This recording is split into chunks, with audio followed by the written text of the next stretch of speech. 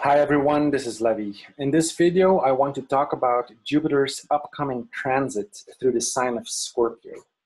And Jupiter will be transiting the sign of Scorpio for a whole year, beginning at October 10th, 2017, right? This is good news for the sign of Scorpio, right? Because Jupiter, applying Gemini's second source of strength, is a manifesting planet. And Jupiter is, the great benefic, we say, right? So this is very good news. Now, Scorpio is going to be a house in your horoscope, right? So I'm going to go over this for all ascendant signs, okay? But also look at the house cusps that fall in the sign of Scorpio, which you can find at Lada's birth chart calculator, right? Because the house cusps represent the body of the house. They represent the focal point. They are the focal point of the house, okay? So they are the sensitive points within the house, like the densest region, if you will. And so, it represents, again, the body of things. So, for example, if in this horoscope, you can see this is an ascendant Capricorn, right? We see that the 10th house is Libra, right? The 11th house is Scorpio. Now we see that the 9th cusp also falls in the sign of Scorpio in the 11th house here. See, so now if this happens in your horoscope, I advise you to look at the explanation for the 9th house as well. Okay, now, I'm not going to go into the technicalities of this, but it has to do with the difference between Earth space and local space. Okay, so but definitely look at the explanation for the houses of which the house cusps are falling into the sign of Scorpio, and this will definitely apply. Okay, so Jupiter is a manifestor, as I mentioned, meaning that whatever Jupiter touches, whatever it conjuncts, or Rashi aspects, because this is a Gemini technique, and where we use Rashi aspects, will come to fruition, and Jupiter is going to give its strength to that sign and whatever contains that sign. Okay. So now, before I go on about Jupiter's transit through Scorpio, I want to touch briefly on Jupiter's placement in the sign of Libra, because Jupiter has been transiting the sign of Libra for the past year, blessing Libra, right? And we say blessing because it is a manifesting planet. Right? So whatever it touches, it makes it grow. It makes those things grow. See, it's also Mercury is also a manifesting planet, and also the lord of a sign. So like, for example, for Capricorn, Saturn is the ruler. So when Saturn, enters the sign of Capricorn, which it will at the end of this year, Saturn becomes manifesting for Capricorn, which is great news, because Capricorn is going to have great manifesting potential in the whole year of 2018, right? So because we're going to have two manifesting influences onto the sign of Capricorn for the whole year, and then whenever Mercury transits the signs of Scorpio, Capricorn, Taurus, or Leo, and there will be three manifesting planets to the sign of Capricorn. Now, this is a different video. Just wanted to touch on this. Now, I was talking about Jupiter's placement in the sign of Libra, right? Because Jupiter is a manifestor, so it's going to manifest in all signs, but in it's going to perform better, right? In certain signs than in other. Okay. Now this depends on Jupiter's dignity. Okay, and Venus is the ruler of Libra, right? And so Venus is, when we look at natural friendships, Venus is inimical towards Jupiter. Okay, so I'll explain this a little bit. First of all, certain planets are attributed certain signs, right? Because their inherent symbolism matches. Okay, so for example, Venus is the minister, right? The diplomat. Venus is about valuing things, weighing things. Libra is all about relationships, right? It's all about trade, etc. You see, so it's about balancing out extremes. So these symbolisms, are compatible. They match. Okay, and so this is why the planets, are attributed their signs. Now, planets, you know, have their responsibilities, right? They need to fulfill their responsibilities, their talents. They need to express what they are, right? Because the planets, again, represent the conscious forces of the chart, and the signs represent the unconscious aspects of the chart. So it's the planets that give consciousness to the signs, okay? So, you know, taking into consideration all this, you know, there's natural friendships. So certain planets are friendly towards other planets, right? Certain planets are neutral towards planets, and you know, planets are also inimical or enemies towards other planets. So, and this, you know, is determined by how well their symbolism matches, right? How well or how compatible their agendas are to make the kingdom, right, which is ruled by the sun, a better place, right? And so, you know, this is going to play out in our consciousness. So when Venus, you know, the ruler of Libra, you know, welcomes, we could say, Jupiter, right? You know, Jupiter needs to live according to Venus's laws, rules, right? So Jupiter enters the house of Venus there in the sign of Libra. And so when we look at, you know, what Venus and Jupiter, you know, represent, see, Venus is about worldly affairs, right? It's a Rajasic planet, meaning it deals with desires as well, with value, with beauty, with art, right? With women, luxuries, vehicles, your value, okay? And again, Venus is the diplomat. It goes to seal deals, and you know, in other kingdoms to make its own kingdom a better place, right? It's the minister in that sense, okay? So that's its agenda, that's its nature, okay? Now, when Jupiter enters the sign of Libra, Jupiter is about natural law. Jupiter is about dharma, right? Jupiter is about gaining knowledge and understanding, right? Jupiter is about virtue. Jupiter also rules children. It rules the husband for a heterosexual woman, the husband for a homosexual man. It rules over, you know, paternal grandparents, wealth, etc. Okay, all these things are attributed, expressed by Jupiter. Now, most importantly, Jupiter is, you know, beyond worldly affairs, we could say. So, you know, Venus is the great benefic as well, right? Jupiter and Venus are the two great benefics, but Venus has a different agenda. It's more fixed on worldly affairs because it's Rajasic, okay? Jupiter is a sattvic planet, right? It's about your sattvic planets get into, you know, concrete experiences of the sign because they're inspired to do so naturally, okay? So Jupiter is about natural law. It's beyond worldly affairs. So when Jupiter enters Venus's sign, it's not able to express itself most effectively, right? Because Venus just won't allow it. Venus is not about that, okay? So you look at it like that. So even though, you know, Jupiter is a manifester, right? Applying Gemini's second source of strength, it's going to manifest whatever, you know, it influences, okay? Also in the sign of Libra, it's going to do it for all signs. But its dignity is not great because, you know, Venus is inimical towards Jupiter, okay? So this is good news now because Jupiter is moving through the sign of Scorpio, and Scorpio is ruled by Mars.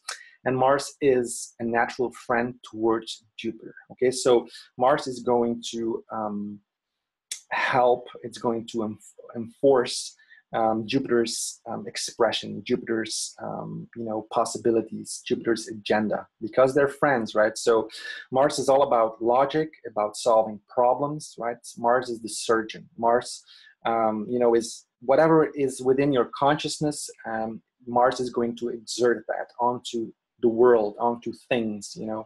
It wants to do something, okay? It's, you know, your energetic system. And so when Jupiter enters the sign of Scorpio, Jupiter will, you know, get a Martian flair to it. So the way Jupiter is going to express itself is in a Martian way. And so they're compatible. Their agendas are compatible. And so this is a very positive change. Okay, so Jupiter is in a great dignity in the sign of Scorpio. Okay, now before I go on about Scorpio and Jupiter, or Jupiter in the sign of Scorpio, I'm going to explain the qualities of Jupiter. Okay, this is given in the classics. Okay, I'm gonna touch on about 8, 9 qualities to get a better understanding of what Jupiter is all about, and then we're gonna, you know, explain about Scorpio sign, and we're gonna mix those two. Okay, and then after I'm going to go over this for all signs, what it means. Again, from your look at it from your ascendant sign, but also importantly look at the house cusp falling in the sign of Scorpio, which you can find on Lada's birth chart calculator. Okay, right. So the first quality, okay, of Jupiter is that it is a samya, or it is a gentle planet. It is a benefic, as we say in Western astrology.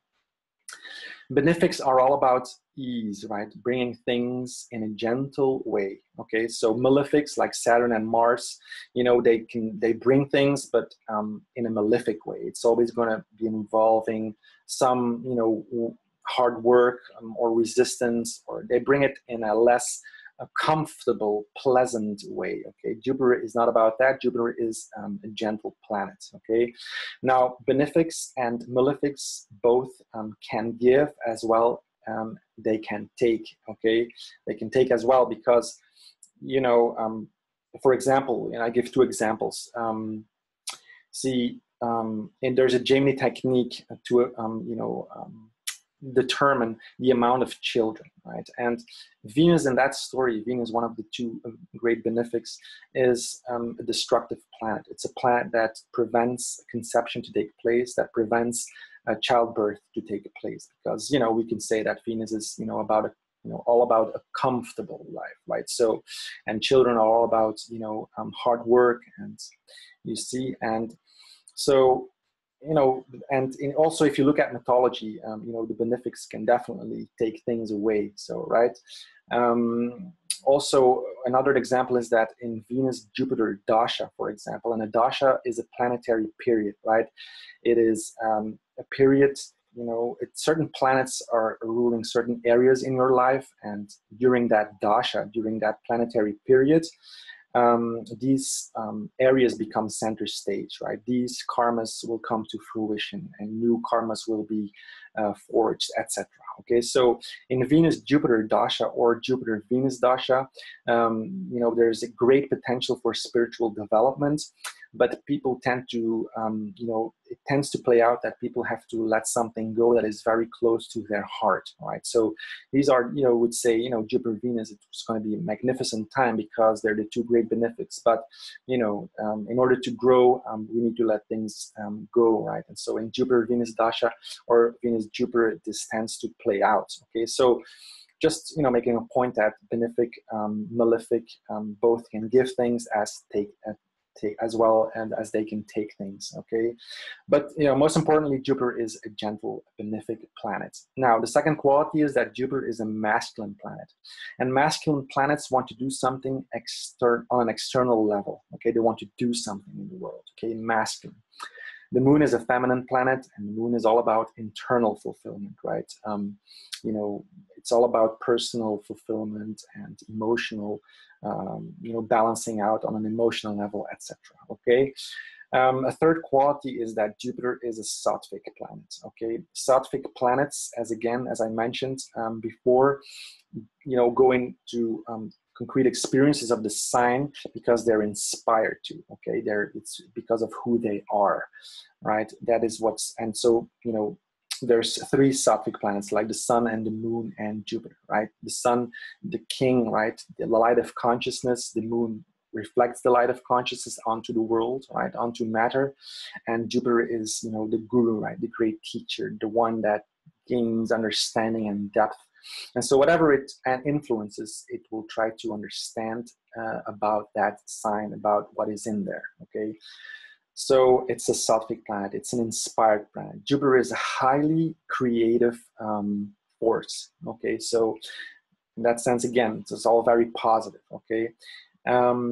Jupiter is also a Brahmin, okay? There's, you know, merchants, there's the Vaishyas, we say, there's the Sudra, right?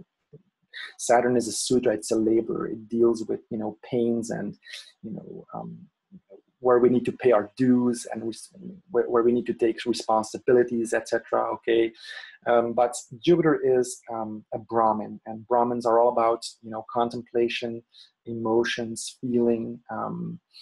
You know, they are all about gaining knowledge and understanding, right? They're gaining understanding and knowledge, right? They want to go in, you know, Jupiter wants to go into things and elevate things, make things bigger. And it's very inclusive, okay? So that is what a Brahmin means, okay? That's also one category. Another category is that Jupiter is a starry planet, okay? There's luminous planets like the sun and the moon, right? They're the brightest. Then there's also dark grahas or dark planets like Rahu and Ketu. Rahu, you know, will bring out the dark side in an extreme way. Ketu will do it in a more subtle and hidden way, okay? But Jupiter is, you know, a starry planet. Saturn up to Mercury are all starry planets. And starry planets, you know, have to do with developing our, you know, skills and capacities, right? They are all about efficiency through practice. They want to do something in the kingdom. And, you know, Jupiter wants to see good luck. It wants to see wisdom and, you know, the expansion of understanding, etc. Okay, so that's another quality of Jupiter. It's a starry planet. Jupiter is also a planet that looks everywhere equally, okay? So planets can, you know, look up, like the sun looks always up, always wants to create its kingdom, always on to the next thing. You know, Saturn looks down. Also, Saturn looks, you know, it's not able to look, you know, in front of him because it's always sees the negative, we could say, okay? Rahu is also like that. But Jupiter is, you know, has the ability to look everywhere equally. Okay, the moon is also like that. So, meaning that it's able to, you know, look at the positive and the negative. Okay, and from there it can objectively observe, and, you know, take the best thing to move on with. Okay, and so again, you know, it's always bringing this, you know, quality of expansion and understanding of things. Okay. So that's another quality. Then there's also a quality which is, you know, deals with the form of the planets. Like there's quadrupeds, right? Saturn and Mars are quadrupeds. They can deal with extreme burdens. You know, the sun has a bird form, right? It can fly wherever it needs to, you know, plant some seeds to create its kingdom.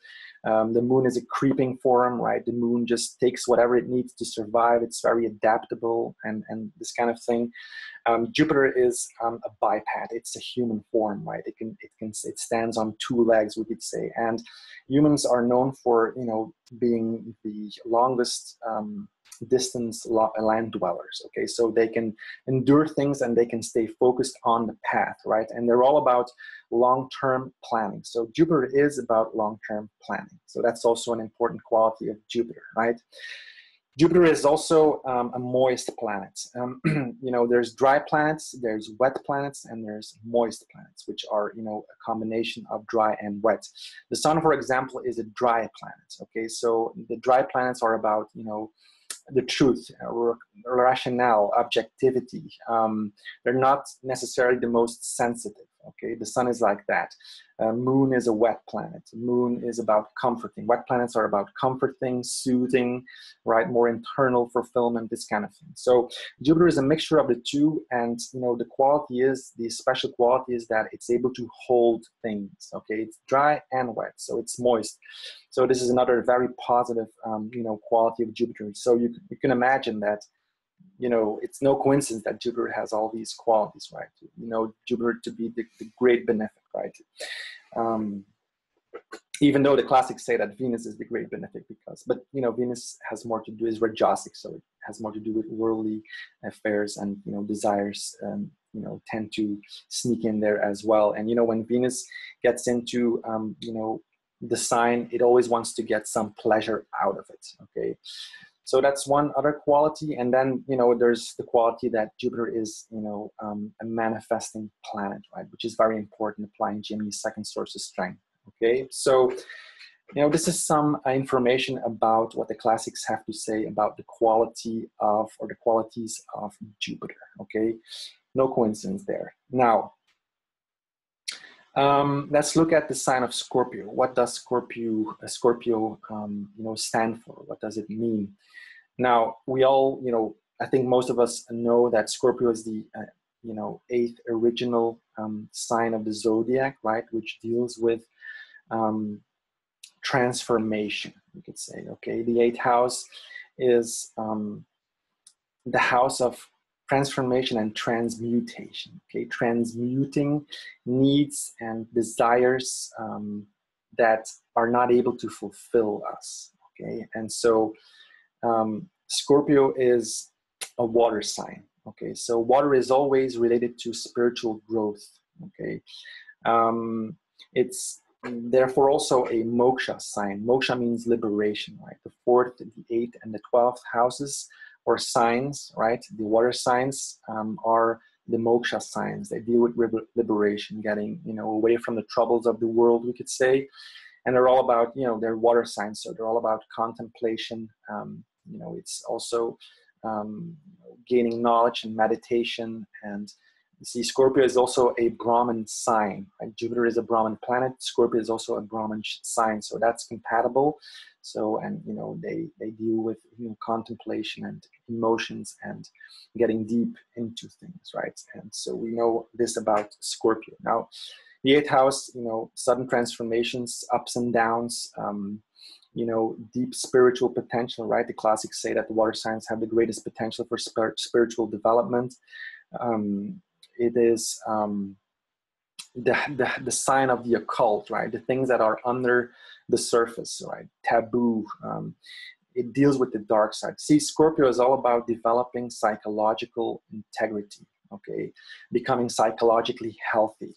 And in order to do that, we need to dive deep sometimes, right? We need to face the shadow side, the dark side. We need to give it space, give it room to just be, and without, you know, necessarily acting on it too much, right? Without, you know, suppressing it, just giving it the space to breathe and, you know, to observe it. And, you know, Scorpio is very much about, you know, what images have we built throughout the years because of our education, because of our upbringing, right? Because of our cultural, social conditioning. What images have been ingrained so, you know, strongly in our brain that, you know, we become slaves of it. That we develop tendencies and habits and mechanical habits which are not beneficial to our health and, you know, feeling of fulfillment. And so Scorpio is the sign that wants to bring those things out, right? It's gonna hide those things, but, you know, in due time, and when the, you know, the time comes, these things will, you know, come out. And, you know, when Jupiter transits Scorpio, and this is a great blessing because Jupiter is going to shine a light, right? It's going to give its wisdom and knowledge to bring things to the surface and to heal them. Because if we can put things in a larger perspective, if we can have the eagle's eye view, right? We heal, right? We understand, we heal. And so, see, Mars is the ruler of Scorpio and Mars is the soldier, right? And so in Scorpio, we fight our inner battles, okay? So Mars rules both a fire sign, Aries, as well as a water sign, Scorpio. So in Aries, it's very much upfront, right? Outgoing, fiery, right? It's following its inspirations, etc. In Scorpio, it is much more about fighting the inner battle, right? It's water, it's a water sign. So we need Mars in good condition to fight the inner battle, okay? And so when we, you know, combine Jupiter and Mars there, you know, this is a powerful combination. These are two masculine planets, Jupiter being very inspirational, you know, Sattvic, Mars being, you know, able to, it's tamasic, right? Able to deal with problems and to push forward and to cut the cords and to, you know, go beyond the petty little self, right? And, or, you know, because Scorpio tends to, you know, when afflicted, it can make things drown, we could say, okay? So, but, you know, in due time, things will, you know, start floating to the surface. And, you know, Jupiter transit through Scorpio is a great time to let these things come up and transmute them, transform them into, you know, bigger states of awareness, okay, which is definitely indicated by Jupiter's presence there, okay. Now, what Gemini has to say about Scorpio is, you know, demons, water, serpents, and, you know, serpents is related to Vishnu here because Vishnu is often depicted as a serpent. and deprivation of that contained in the breast. Okay, demons, again, it's about becoming psychologically, healthy. Demons, facing the demons, right? And so Scorpio is very much about that. Water, again, has a spiritual connotation. Serpents also, right? And Vishnu, is Neptune in Western astrology, definitely a spiritual, connotation. Serpents, can also relate to the Kundalini energy, which, is the energy that rises up the spine and, has both, it shows spiritual potential, great spiritual potential, but it can also indicate, destructive possibilities. Okay, so, and then deprivation of that contained in the breast is, mother's milk, for example. It's all about nourishment. Okay, and the lack of nourishment, people can feel, a great, amount of, or level of emptiness, right? And the moon is debilitated in the first 3 degrees of Scorpio, right? So feelings of emptiness, right? And so, but there's a big detachment process going on, right? And Mars is helping with that. And see, it doesn't necessarily have to relate to the mother, right? Scorpio can be prominent, and the mother could have been very loving and caring. But sometimes, the root of the problem goes much further, like it's an ancestral thing, right? The lineage, you can check this out. And, in all sorts of ceremonies, shamanic ceremonies, it's been well established that, problems can be seen that go, 4 or 5 generations back. The root of certain specific, psychological problems, blockages can have their origin there. And so, Jupiter is there to heal that, to bring it up, and to, make sure that we understand and that we can move on. And it's, it's going to be a very manifesting year. You see the end of 2017, Jupiter's transit to Scorpio, then the end of from October on, then the end of 2017, Saturn will be transiting its own sign, Capricorn, which is great because it's going to become a manifestor as well, right? So Capricorn in 2018 is under serious manifesting influence of Jupiter and Saturn for the whole year, right? The whole time that Jupiter transits Scorpio, there's going to be 2 manifesting influences to Capricorn. And then if we add Mercury, the other manifesting planet, when it transits Scorpio, Capricorn, Taurus, and Leo, there's going to be 3 manifesting influences to Capricorn. So Capricorn is going to, definitely manifest big time in 2018, no doubt about it. Okay, and everybody's going to benefit because Capricorn is going to be a house in all horoscopes, right? So, but we're talking about Jupiter and Scorpio. Okay, so transformations, right? Transmuting what is no longer serving us to be fulfilled human beings and to grow with that. Okay. So I think I discussed most things here that I wanted to say for the introduction. Okay, so I mentioned I will,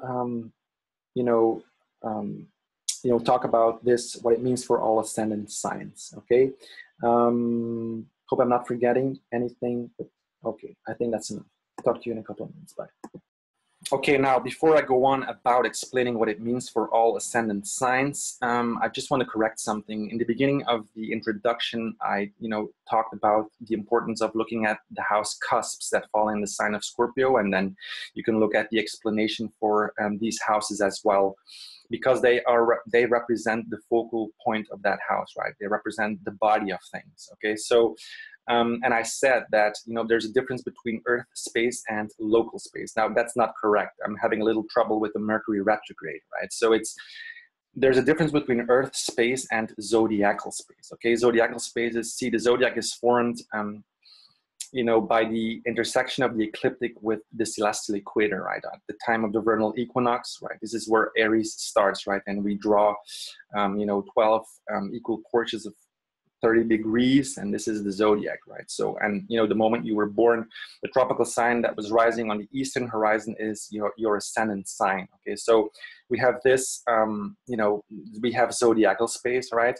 But Earth space is the moment you were born, right? You fell out of the lap of your mother. If you would look straight up, right? That is the MC. That is the 10th house cusp, right? And so it's going to depend on where you're at on Earth, whether the 10th house cusp is going to overlap, right, correspond with the 10th house, the zodiacal 10th house, right? So there can be a disparity, a difference between the two. Like in this case, for example, this is a Capricorn Lagna or Ascendant, and the 10th house is Libra, right? But you see that the MC falls in the 12th house here, okay, in the sign of Sagittarius.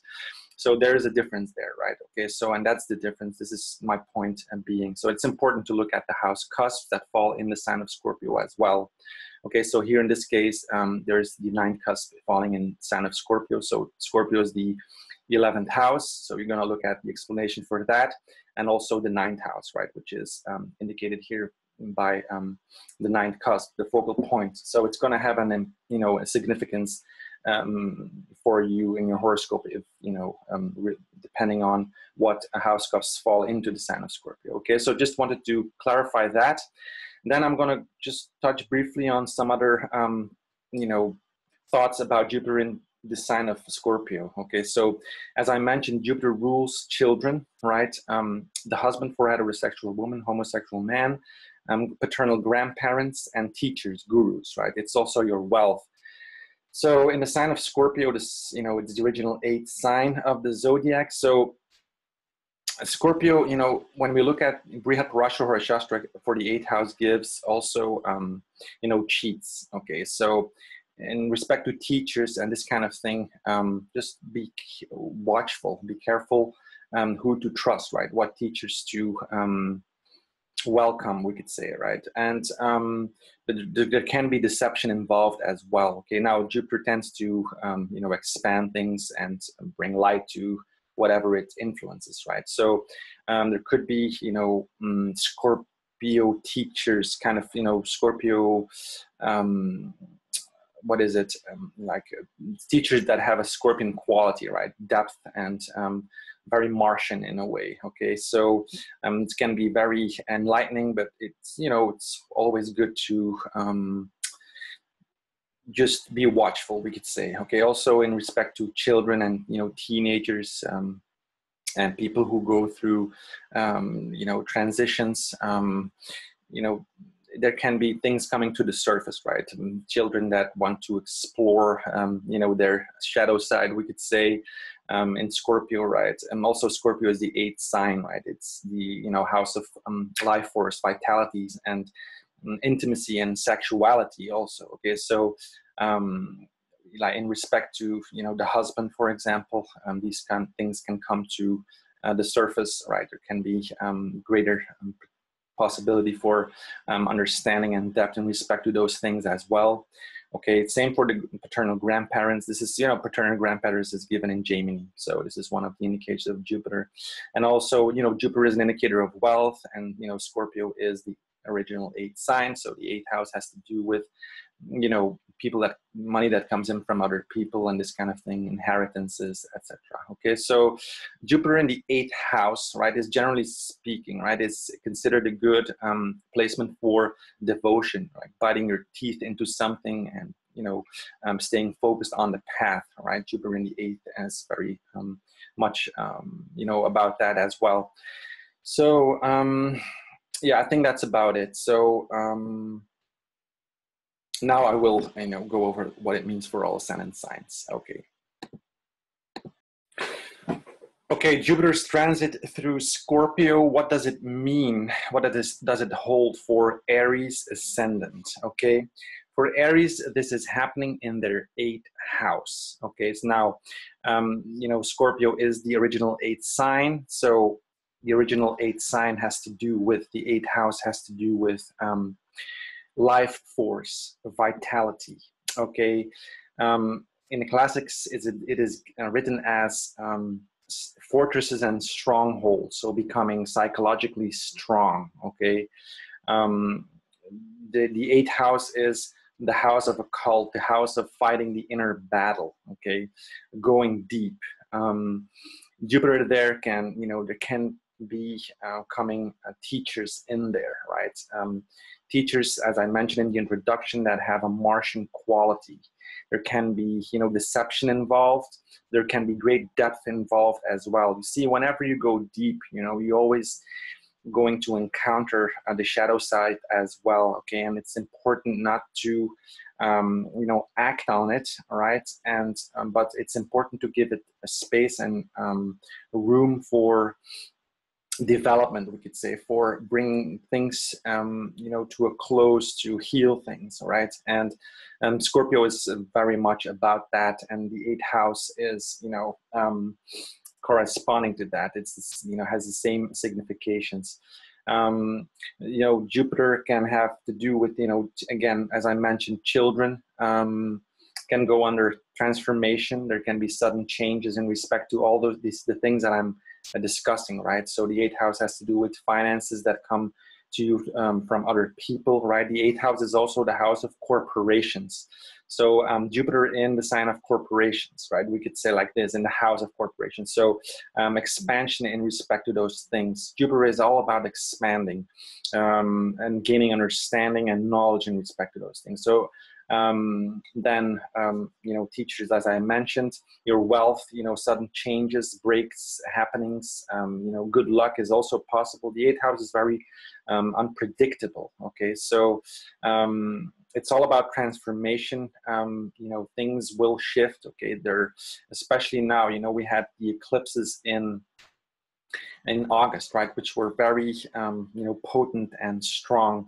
And see, for Aries, this happened in, you know, their, what is it, 5th house and their 11th house. Okay, so the 5th also has, you know, child connotation, creativity, etc. So in respect to those things, now you can further build on whatever Scorpio represents, whatever Jupiter's transit through Scorpio means, right, will tie in, you know, it will tie in with what you experienced, with what you went through during the eclipses. Okay, so you can just, I advise you to look for the connections there, right? Here we see, you know, Jupiter is an indicator of, you know, it's a highly creative planet, Sophic, it's all about inspiration. So the 5th house Leo, the eclipse there, all right, the silver eclipse was in Leo. So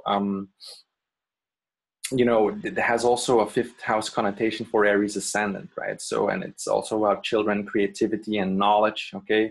And then the 11th has to do in Aquarius there. That was the lunar eclipse, right? This had to do with, you know, groups and social networks and, you know, about your desires, right? The 11th house is the house of desires, what you want to, you know, acquisition of various objects is what the classics give for the 11th house, for example. Okay, so you know, besides me giving you know, this, I'll just give the information, and I think it's important to look at the eclipses because of their intensity and their, you know, quality of bringing change, and definitely, you know, Jupiter into the 8th house of Scorpio, right, which is all about change, and to tie that in. So there's a lot of things happening for Aries, right? And Jupiter is there in there again as a manifester.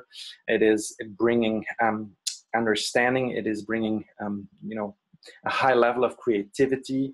And so when, you know, light comes in, you know, it always brings out the dark as well. Okay, just wanted to, you know, make that clear, you know. And so interesting time in respect to all those things for Aries Ascendant. Okay, now Jupiter also rules, like Jupiter is the lord of, you know, what is it here? The 9th house, right? So it's the 9th lord that's going to transit the 8th house. Okay, so the 9th house also has to do with teachers, right? And with gaining knowledge and understanding and higher learning and, you know, this kind of thing. So Jupiter in the 8th there's changes in respect to those things as well. Okay, because, you know, Scorpio is again the 8th house, and indicates changes, right? Sudden changes, unpredictable changes. And okay, Jupiter is a benefic, right? It is, and it is in a good dignity in Scorpio sign. So, you know, see how this plays out. It's a positive thing, but definitely changeable, okay? Then also Jupiter rules the 12th house for Aries Ascendant. So in respect to losses, right? In respect to, you know, imagination, getting away of the troubles of the world, right? The 12th house is also a moksha house, a house of liberation.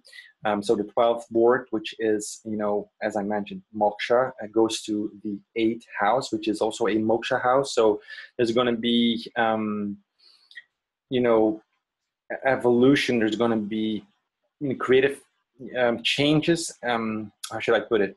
There's going to be depth. There's going to be focus on liberation. Getting away from the troubles of the world, liberating yourself from all kinds of losses and troubles, right, which are indicated by the 12th house. The 12th house is also the house of vacations, letting go of the old, okay, and before we elevate, right? 12th house, it's Pisces, right? It's all about elevation. So all these things will can play out for Aries Ascendant. Now it's going to depend on your personal horoscope as well, of course, and so these are general indications. But generally speaking, you will see that these things will be touching ground. Okay, that's enough for Aries Ascendant. Let's now move on to Taurus Ascendant. Okay, for Taurus Ascendant, Jupiter will be transiting their 7th house, okay? The 7th house is all about relationships, one-on-one relationships, right? It's the, 180 degrees away from the ascendant there. And so it's the furthest away from the ascendant, from the body. So it represents the body of the other, right? The spouse, or all one-on-one relationships. So trade and business relationships, all these are seen from the 7th house. So Jupiter will be giving manifesting strength there, right? It's going to definitely bring relationships to the forefront. It's going to manifest relationships. Okay, of course, it's going to depend on what Jupiter does in the Saptamsha as well as the Navamsha. Especially, for a woman, we're going to look at the Saptamsha, and for a man, we're going to look at Navamsha in respect to one-on-one, relationships, we could say. 7th house is also the house of sex and intercourse, conceiving, right? If you want to get pregnant, etc. Jupiter as an indicator of children is definitely, a manifesting influence there.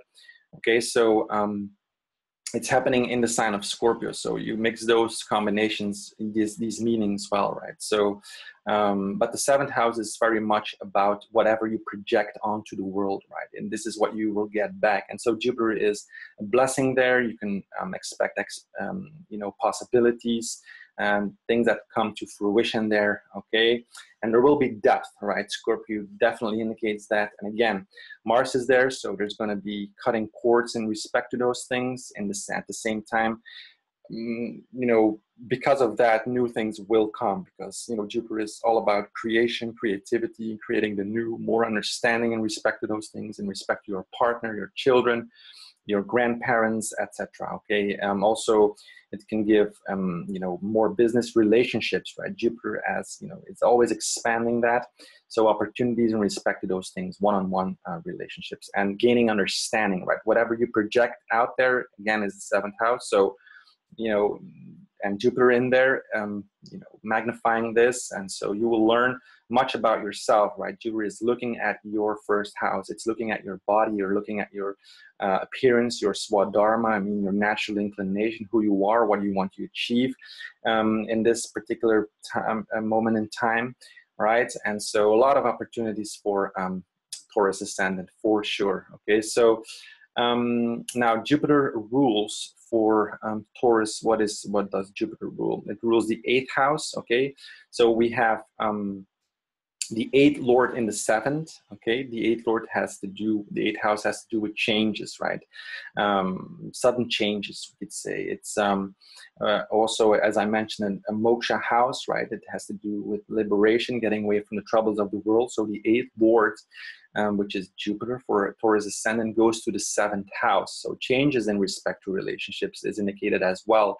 Changes in the respect to all the things that I mentioned before, right, are indicated, are possible, because the 8th lord goes to the 7th house, okay? And Scorpio is all about change. So see, all these meanings add up. And so depending on, your personal horoscope, but it's, it will change. But generally speaking, these things will come to fruition. These things will manifest, okay? Now, Jupiter also rules the 11th house for Taurus Ascendant, okay? So, and it goes to the 11th lord goes to the 7th house. Okay, so the 11th house has to do with social networks, your desires, right? Worldly desires, acquisition of various objects is given in the classics. So, you know, it's about a house that grows over time because it's an upachaya. So things that grow over time, like titles and recognition, right? All these things are seen from the 11th house. And so the 11th lord goes to the 7th. So, you know, because the 7th is the house, a house of one-on-one relationships, right? It's a social house, we could say. So the 11th house is also that. So, you know, you can expect more of this in your one-on-one relationships. Okay, so 11th lord, the desire. See, the 11th house is desire. Okay, as I mentioned. So when the 11th lord goes to the 7th house, there can be desire for a partner, for example. This is one way to look at it. Okay, so Jupiter is the husband for a man, right? For a woman, excuse me. And also in respect to children and in respect to what Jupiter represents, all right? You know, Jupiter is also an indicator of wealth. The 11th house has to do with money, right? It's the house of gains. And so, you know, we have two, you know, meanings here in respect to gains and wealth and money. Jupiter represents also that. And so you can expect growth in respect to those things, okay? Yeah, so I think that's enough now for Taurus Ascendant. Now let's move on to Gemini Ascendant. For Gemini, Jupiter will be transiting their 6th house, right? The 6th house is the house of, it's, you know, a house of intelligence, becoming more intelligent, because we need to deal with the struggles of the world, right? So the 6th house has to deals with struggle, with, you know, accidents and injuries and cuts and debts and, you know, paying our dues and hard work, we could say. And because we have that, because we need to develop those things, we need to deal with those things, we become intelligent. So in Gemini, the 6th house is very much, you know, associated with the house of intelligence. So becoming smarter, more efficient, right? And gaining insight in respect to those things, because Jupiter is all about insight and understanding. So you will be able to solve your problems. Jupiter is going to bless that house, right? Because it's a manifestor, it's the great benefic. It wants to, whatever it influences, it wants to expand, it wants to understand, it wants to look for solutions. It's a highly creative planet. And so, you know, Jupiter going to the 6th will definitely bring light there. You know, whatever you need to solve will be under the influence. See, generally speaking, like a benefic in the 6th house, like in the difficult houses, is not considered a great placement, because we need malefics, right? Tamasic planets, planets that can deal with struggle and extreme burden to take care of these houses. But see, whatever Jupiter comes, it's always manifesting. It's always giving ideas. It's highly creative. So, and definitely in Scorpio, because it's in a good dignity there, right? Because Mars, again, is a friend of Jupiter, and it's welcoming Jupiter there to express whatever it needs in the most effective manner.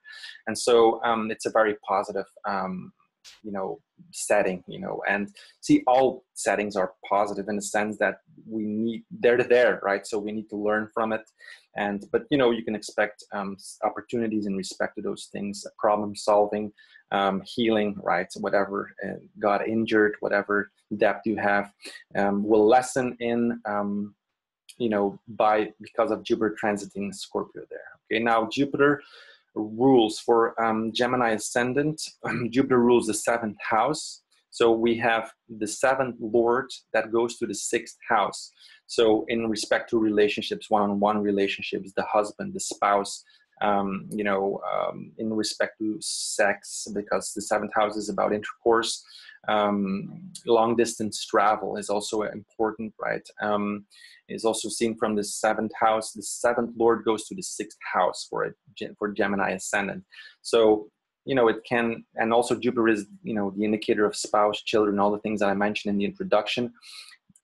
All these can be under, you know, will be under the influence of the 6th house. So there could be struggle involved, right? There could be solving, you know, you need to solve problems, probably need to solve problems, or your husband goes through a time that, you know, needs healing, for example, or there's some debts or this kind of thing happening. Okay, so the seventh lord going to the sixth house is possible, and definitely because, you know, Scorpio is the house, the original eighth sign, so it's a sign of transformation, changes, depth, right?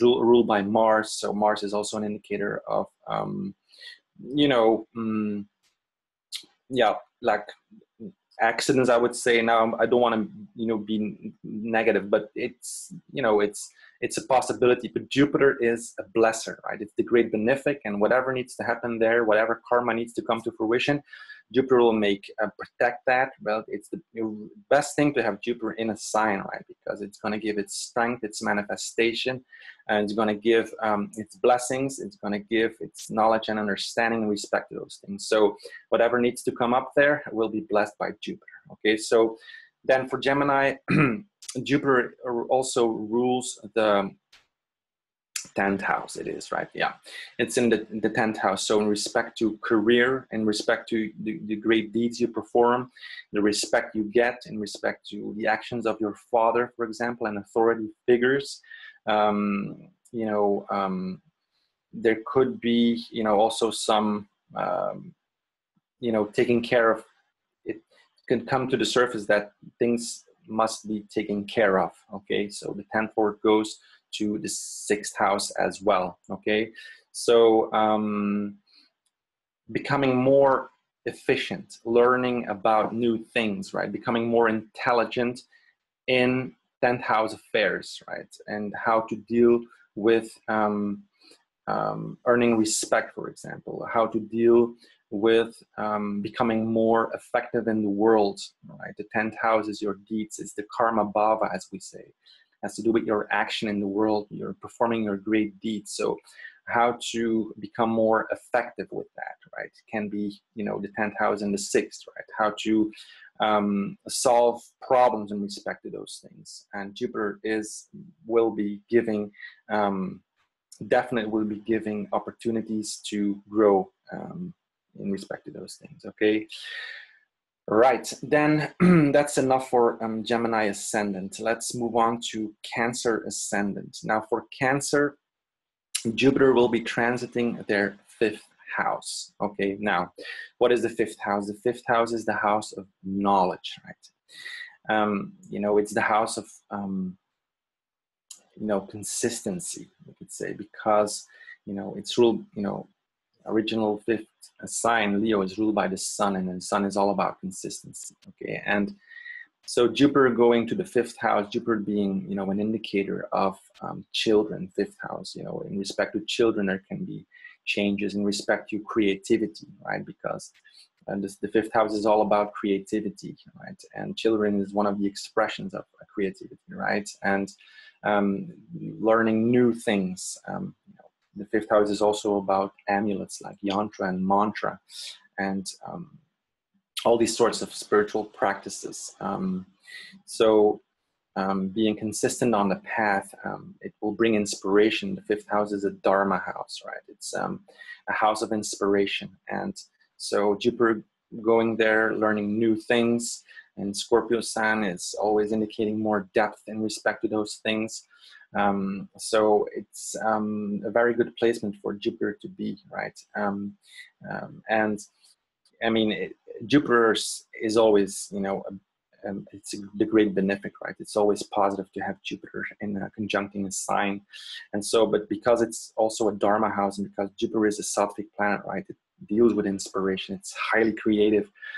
It will bring opportunities in respect to learning new things, right? In respect to dealing with children, dealing with the husband, right? For a woman or a homosexual man, dealing with, you know, wealth, and dealing with also paternal grandparents, as I mentioned in the introduction, and your knowledge, expanding your knowledge, right? So maybe you need to go and learn something new, for example. Okay. Now for Cancer Ascendant, Jupiter rules the sixth house, right? Sagittarius, and also it rules the ninth house. So we see that the sixth lord goes to the fifth house, right? And this is also worthwhile mentioning, is that the sixth house deals with, intelligence, okay, becoming more intelligent by tackling the problems of the world, right? So the sixth lord, like injuries, cuts, accidents, is seen paying your, dues and depth is seen from the sixth house. So the sixth lord goes to the fifth house. So this will, can mean that there can be, some trouble can rise, right, in respect to fifth house affairs, right? Because and the things that I mentioned about the fifth house being children, knowledge, etc. So there could be a struggle involved. But see, the fifth and the sixth houses are both houses of intelligence. So there's going to be learning, definitely learning, and Jupiter is an indicator of learning and knowledge, right? So there's going to be learning involved in respect to fifth house affairs for sure. Okay. And so, so when I say the sixth house, it's not a negative thing. It's just that we need this balance of work, of struggle and relief, right? So the fifth house is a pleasurable house. It's, again, a dharma house. Things tend to play out with ease. But the sixth house is, it's kind of a difficult house in the sense that we need to take care of problems, etc. So it's a good combination to have the sixth lord in the fifth, right? Because we're going to learn about this and we're going to become more inspired because of tackling those problems, right? It can create great relief to overcome certain problems and learn from this. And Jupiter is definitely bringing opportunities to solve problems in respect to all those things. So it's going to be very positive. And then for Cancer, Jupiter also rules the ninth house. Okay, so we have the ninth lord going to the fifth house, which is great. It's all Dharma, right? First house Cancer is the Dharma house, Pisces the ninth, and Scorpio the fifth. So that's that's a trine, right? So the ninth lord goes to the fifth house. So higher learning, right? The ninth house represents higher learning and teachers and gurus, and Jupiter is the natural indicator of that, going to the fifth house. So there's going to be probably coming some teachers on the path, or some new study which will elevate you, right? Which will make you understand things, and making sure that you are able to put things in a greater perspective, and Jupiter is going to bless that, and Jupiter is the indicator of that. So it's all pointing in that direction. So that's a great, right, for Cancer Ascendant. So it's going to be a great time. Also remember that Cancer is a sign of foreign affairs, like foreign countries, right?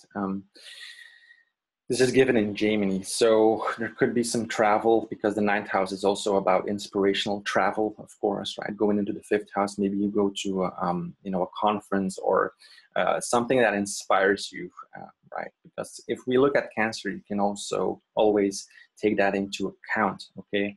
And so this is a very positive change for Cancer Ascendant, especially, again, because Jupiter is going to be in a good dignity, because Mars is a friend of Jupiter, right, in Scorpio. And so teachers that have a Scorpionic quality, a Martian quality, and it's going to be happening in the fifth house. Now, the sixth lord is also involved, as I mentioned, because Jupiter rules Sagittarius, right? So there could be some, push-pull struggle involved.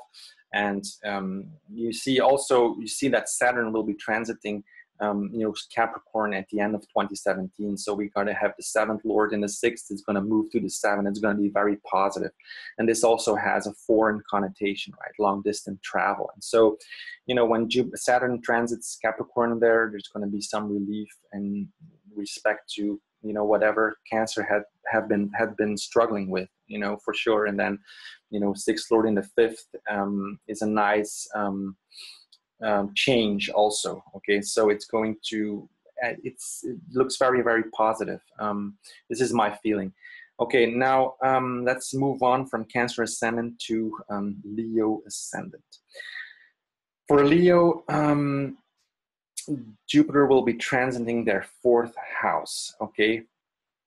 Now, we're going to have, this is great for, affairs involving your home, right? The fourth house is, again, the house that is below, right? What is deep within you, deep within your heart, okay? And so for Leo has it's a very personal sign, right? It's a highly creative sign as well, but their emotional life can also be very turbulent because it is ruled by Scorpio, right? And Scorpio is all about depth, and it's about also very much about fighting the inner battle.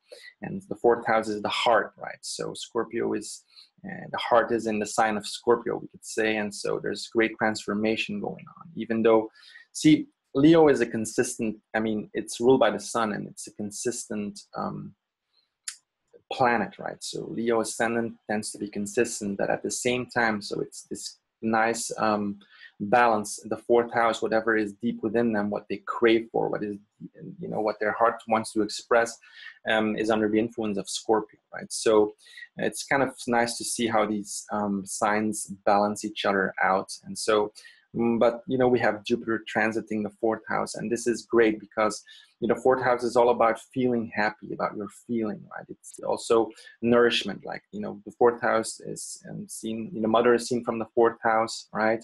And also vehicles are seen from the fourth house. But most importantly, what you deeply crave for, and what you want to express, the feelings of happiness. And so Jupiter in the sign of Scorpio there is definitely going to make you feel better. No doubt about it, okay? It's going to expand things in respect to what your heart wants to express. And Jupiter is, again, a highly creative planet. It's a Sattvic planet. So it's going to a cardinal house, right? It's going to a cardinal, meaning that it's one of the building blocks. It's one of the cornerstones, the things that make you who you are. It's a very important part of your identity. And so Jupiter will be, you know, manifesting there. It will be bringing opportunities. It will make you feel lighter in your heart, whatever you have been struggling with, right? Because you see, Saturn has been transiting Leo's fifth house, and the fifth is about feeling light also, right? It's like a joy. It's a house that is related to joy and, you know, romantic, creative endeavors, etc. And so Saturn, you know, is, you know, the sixth lord there for Leo has been transiting their fifth house, and still, right, till the end of 2017. So it's, you know, it can be a struggle, right? It can be heavy, right? Seeing the negative or feeling not able to feel light in the heart, we could say. Now Jupiter going into Scorpio is going from October 10th, right? Is going to change that. You'll see there will be a gradual build up, and then when Saturn enters you know, their sixth house, Saturn does well in the sixth house. It's a good placement for health and, you know, becoming, you know, dealing with the struggles of life. Saturn is a good place, especially in its own sign there. And you're going to have Jupiter transiting Scorpio for a whole year and bringing light and joy to your heart and understanding in what you want to express and create. Okay, so very positive change for Leo Ascendant. Now, so, Jupiter rules the fifth house for, again, right? Jupiter rules the fifth house for Leo Ascendant. So the fifth lord goes to the fourth house. So fifth house is all about Dharma and inspiration. And we have a, you know, a trinal lord going to an angle house. So that's fine. That's great because that's a good combination. You know, it's going to reinforce that of feelings of feeling more light and happy. Okay. So it's really, it's like that. So very positive. Now, for Leo, Jupiter also rules the eighth house. So the eighth lord is the lord of changes, as I mentioned, right? So the eighth lord goes to the fourth house as well. So there can be changes in respect to your home, in respect to the mother, in respect to, again, what you want to express in your life. You're going to come in a phase in your life, depending, of course, on the horoscope, on your personal horoscope, where you will be propelled to do what you want, what you deeply feel. And, you know, the eighth lord in the fourth house, and the eighth house being the house of liberation, right? Going into the fourth, into your heart, right? Is going to liberate your heart. And especially because Jupiter, the great benefic, is, you know, transiting. It is Jupiter that is transiting that. And Jupiter has all these meanings, right? As a natural indicator, but also as, you know, the fifth and eighth lord.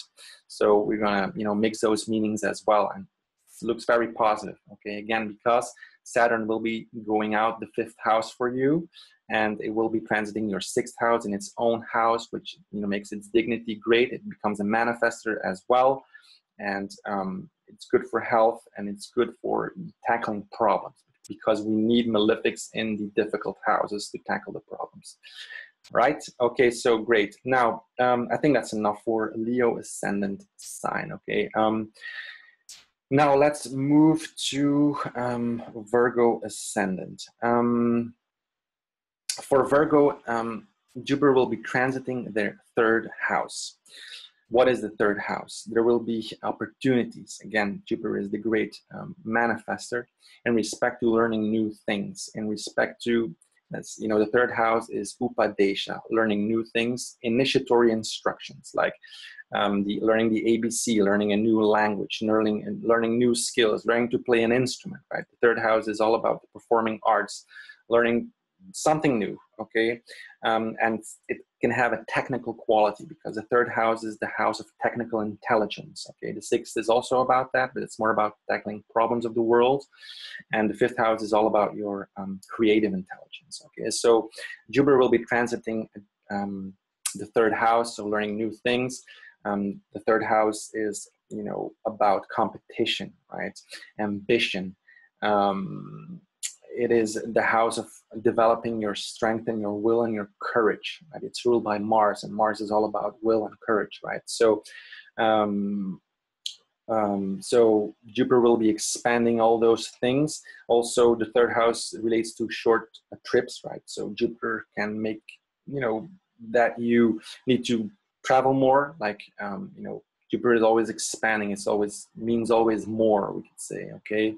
The 3rd house also in the classics say that one of the things that is described as deprivation of parents. So whatever your parents go through will be under a good influence of Jupiter, a healing influence, so more understanding in respect to those things. Jupiter is going to give opportunities to become more courageous, to learn things. It's all about, 3rd house is the house of competition, right? In fact, the 7th house is the house of trade, okay, business, but the 3rd house is the house of competition. So, in these times, there's a lot of competition for companies, between companies and between whatever you want to do. It needs ambition and competition, right? And so the 3rd house is Upachaya house, right? It's not necessarily the most light house. It's also the house of servants. With the most light, it's not the lightest house. It's an Upachaya house, so it involves some struggle. You see, the Dharma houses mean that the 1, 5, and 9, they are all about ease and inspiration. And the 3rd and like the 11th, 10th, they're Upachaya houses, so they need work, right? They need, like, competition is a good thing, but intrinsically it has a dubious quality to it as well. Now, it doesn't necessarily have to be negative, but this is, why the 3rd house is associated with, and not with Dharma, right? But with, it grows over time. We need to put the work in, we need to put effort in, and it needs care, we could say, because it can go either way with these houses, okay? It can, when there's too much desire, too much ambition, too much competition, it tends to disrupt your natural inclination, okay? Success can be tricky, okay, in this sense, and this is seen from, the Upachaya houses. But they are necessary, right? So just, you know what I mean. So Jupiter in the sign of Scorpio in the 3rd house, opportunities to expand business, okay, opportunities. Also, the 3rd house is about, employees. So like, you're going to have good luck, good opportunities with employees, right? Jupiter is a masculine planet, can be, people that really do something, right? Masculine planets, they want to do something on an external level, right? Also, maybe your children will learn new things, right? Jupiter, an indicator of children, or the husband will learn new things, or maybe the paternal grandparents will new things, or there will be coming things to the surface, all right? I think that's about it for the 3rd house. Okay, so that's Jupiter. Now, Virgo. For Virgo, Jupiter rules the fourth house. So we have the fourth lord into the third house. So in respect to fourth house affairs, so in respect, in order to become fulfilled on an emotional level, which is all about the fourth house, right? It's what you crave for, what is deep within you. There could be some work, that you need to attend, okay, and some learning new things about that. Okay, the third house, the fourth lord, in respect to your home, for example, there could be some changes in the sense that maybe you need to fix some things there, because Jupiter is the fourth lord there. It's going into the third house. So this kind of thing. So maybe you're going to learn new things to feel better, for example, to feel more light. Okay, and Scorpio, is all about depth and all about changes, because again, it's the original 8th sign, so there's some changes involved because of the Scorpio dimension. Okay, so change in respect to home, in respect to what you want to express from the heart. And maybe you're gonna have to learn some new technical skills, or learning something new, or developing courage in respect to those things, to achieve that. Okay, and also for Virgo Ascendant, Saturn has been transiting their fourth house, and Saturn is always where you need to put your responsibilities. It can feel a bit heavy. Okay. And so end of 2017, Saturn will be transiting Virgo's fifth house, so it will be going out of that. So then the fourth lord in the third will, express. It will bring opportunities around, or in respect to what you need. Okay, what you need to feel happy. Okay, because Saturn can drain that in a little bit, especially in the fourth house, or in respect to your home. There could be some troubles or things that were delayed, or that just didn't feel very light. Now Saturn moving out of the fourth is going to change that. Okay, it's going to enter into the fifth house in its own sign. It's going to be in a great dignity there. And so that's not really have a lot more for Jupiter in the third there. But Jupiter also rules the seventh house for Virgo, right? And so we're going to have the seventh lord in the third house as well. So I feel that for Virgo, generally speaking, right? So the seventh house deals with, relationships, one-on-one relationships, long-distance travel, everything that you project out there, right? Also intercourse, but also trade and business relationships. And so the seventh lord in the third house, they're in Scorpio. Again, Scorpio can always indicate changes, sudden ups and downs in respect to those things. Jupiter is also an indicator of wealth, and so it can go many, many ways. But the seventh lord in the third is, when we look at the third house, right? It's an upachaya, so there is some effort involved, right? That this may be a way of putting it.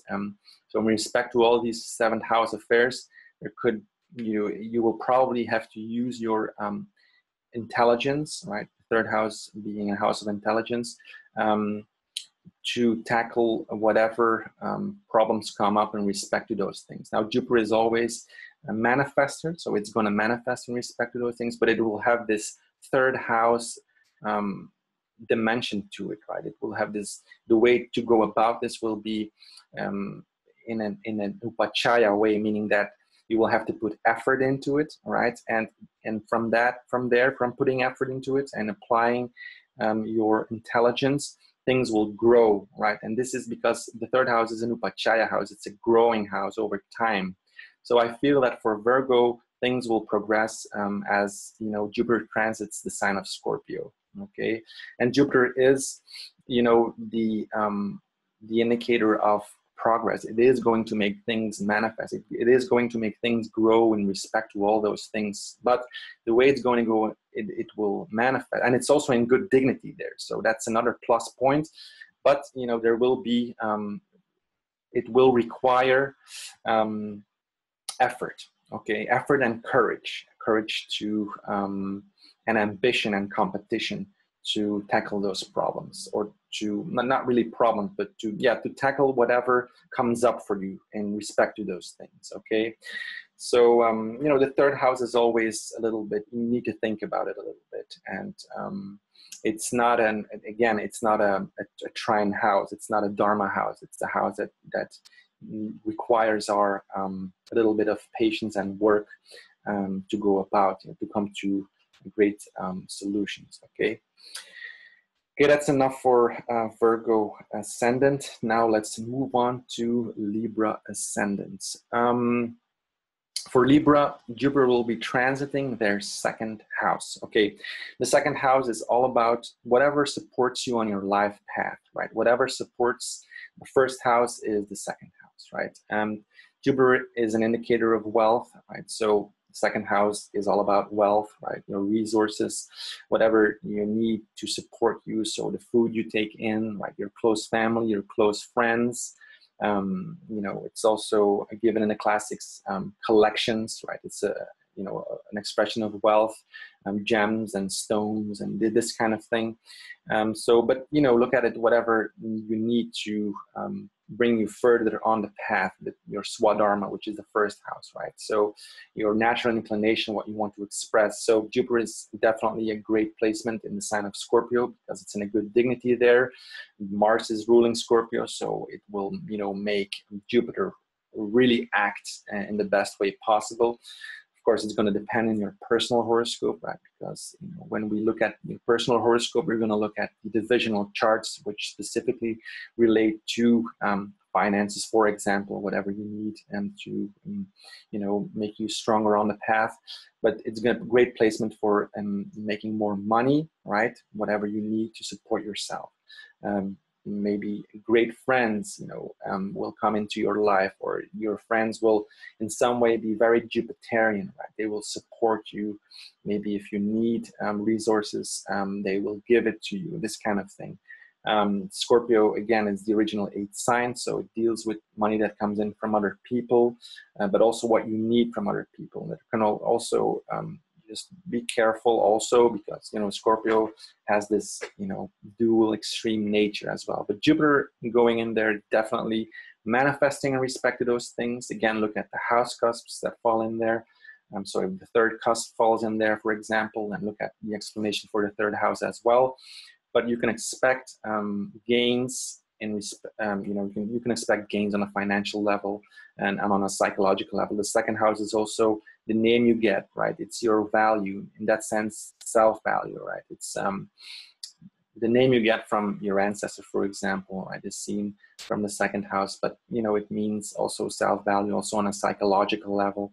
You know, your value will go up, we could say, because of Jupiter there in good dignity, expanding and gaining, you know, understanding and knowledge in respect to maybe how to get more finances and this kind of thing. Okay, and Scorpio is, you know, also a sign of corporations, and it has all these connotations as well. So that's very positive for Libra Ascendant. Now, Jupiter, all for Libra Ascendant, rules the third house, okay, and it rules the sixth house. So we see that, you know, the third house, you know, again, has to do with learning new things. It's about your technical intelligence, right? Dealing with employees, short trips, right? It's business, competition, ambition, also deprivation of parents, okay? So we have the third lord in the second house there. So Jupiter being expanding that, the third lord is, you know, an upachaya house, so it always involves work, right? It always involves time, right? Upachaya means it grows over time. So the third lord, you know, in the second house is you're gonna have to work for it, right? And as we see Jupiter transiting to the sign of Scorpio, things will tend to manifest more and more, of course, depending on your own natal chart, right? But we have the third lord in the second house. Just wanted to briefly touch on that.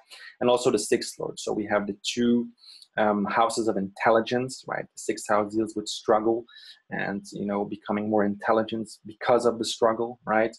in the second house. So we have the sixth, the third, and the sixth lords in the second house. So it's gonna, you know, expand resources, but there can be problems in the sense that problem solving, you probably need to solve problems in respect to those things, and because of that, you're going to be gaining, because you know the second house is all about gaining. And so yeah, you can expect that become applying your intelligence to gain whatever you need to support you on your life path. Let's resume it like this. This will be very much coming to the forefront.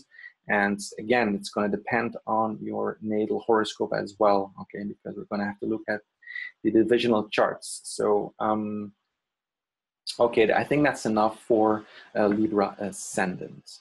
Okay. Now, Jupiter transit through the sign of Scorpio, what does it hold for Scorpio Ascendant, right? This is going to be great for Scorpio because Jupiter will be blessing, you know, Scorpio's Ascendant, right? The Ascendant, you know, is your body and your appearance, right? It's your natural inclination, your swadharma, we could say, okay? Again, the first house is very important, you know, for expressing what you really want to express in this life, okay? Again, the first house is numerologically related to the 10th house, right? They both carry the number 1. So if we look at career, we're not only going to look at the 10th house, but also at the first house, okay? So Jupiter will be transiting Scorpio. So, you know, for people, there will be people with Scorpio Ascendant that will have, you know, great opportunities, right, in respect to what they want to accomplish on their life path. Jupiter is, again, it's a manifester, right? It wants to manifest whatever it conjuncts, whatever it aspects. And so you will be clear on what to do, what the next step to take in respect to your creative expression in the world, okay? And then, you know, Jupiter is in a great dignity, and a good dignity there, again, because Mars is a natural friend towards Jupiter. So Mars is going to make sure that Jupiter is able to express effectively what he needs to express, okay? And Jupiter is all about gaining knowledge and understanding about the life path there on the Ascendant. So that's great, right? Also for your health, because Jupiter, you know, gets directional strength in the first house. It's a great protecting influence. And so a lot of opportunities for going and following your inspirations, because the first house is an inspirational house, right? It's a Dharma house. And it's also an angle, right? It's both a trine and an angle. So trines and angles are associated with Dharma, right? Inspiration and action. So putting your inspirations into action. And Mars, you know, the ruler of Scorpio, is all about action, okay? Exerting your whatever is within you, whatever is within your consciousness. Okay, so that's great news for Scorpio. Now, you know, Scorpio, so Jupiter rules the second house for Scorpio, right? And it also rules the fifth house, right? And so we have the second lord coming into the first house, right? So the second house is what you need to support you on your life path, right? Like close friends, family, resources, and wealth, etc. Okay, so the second lord comes to the first house, so these things will come to you. These things are things that will be center stage, we could say, that will become important, right? And Jupiter is, you know, a benefic, it's a manifester there. So in respect to those things, there will be focus on those things, okay? So, you know, Saturn has been transiting, you know, the second house for Scorpio. And so Saturn is always where you need to pay your dues, right? Where you have responsibilities. Saturn can be a delaying influence as well, okay? And so Saturn will be transiting the sign of Scorpio in, you know, the end of 2017, and it will enter its own sign. It will become a manifester, right? So in respect to skills, for example, right, you can expect manifestation from the end of 2017 onwards. But you see, because Saturn will leave the second house there for Scorpio, and Jupiter rules the second house and goes to the first house and will be in great dignity, there will be expansion, elevation in respect to finances and whatever you need to support you on your life path. So it's very, very positive news for Scorpio ascendants, okay? Then also Jupiter rules the fifth house for Scorpio, and the fifth house is, again, also it's a Dharma house, okay? So the first, the fifth, and the ninth houses are the Dharma houses. They deal with inspiration, with ease, we could say. And so the fifth house is all about knowledge, right? Your creative intelligence, being consistent on the path, and learning new things, right? Also spiritual practices like yantra, mantra are seen from the fifth house. Children, creativity, right? All these things, will be a focal area for Scorpio ascendant, and all these things, are coming to you. They're coming on your ascendant. They're coming. There will be focus. There will be, very much opening, the way, the path. For you, and with respect to all these things, right? Jupiter is also the husband for heterosexual woman and for a homosexual man. So for there can be the spouse is coming. It's going to be playing a prominent role on your life path. Is one of the things that we can see from this, right? Learning new things again that will help you on your path, right? Being the second and also the fifth. So whatever you need is the second house, for example. So, knowledge, gaining understanding. Jupiter is the natural indicator of that. The fifth house expresses that. The second house as well. So, I feel that for Scorpio ascendant, they're going to have a great time, right? Especially when Saturn is going to move out of their second house, in its own sign in the third house, and so on. Jupiter, being such a great manifester for all these things. So wonderful. Yeah, and so I think that's enough for Scorpio ascendant. Now, let's move on to Sagittarius ascendant. For Sagittarius, Jupiter will be transiting their 12th house. Okay, what is the 12th house? The 12th house is the house of vacations, right? Long-term investments, getting away from the troubles of the world, right? That's the 12th house. It's a moksha house. Moksha means liberation. It also deals with losses and expenses.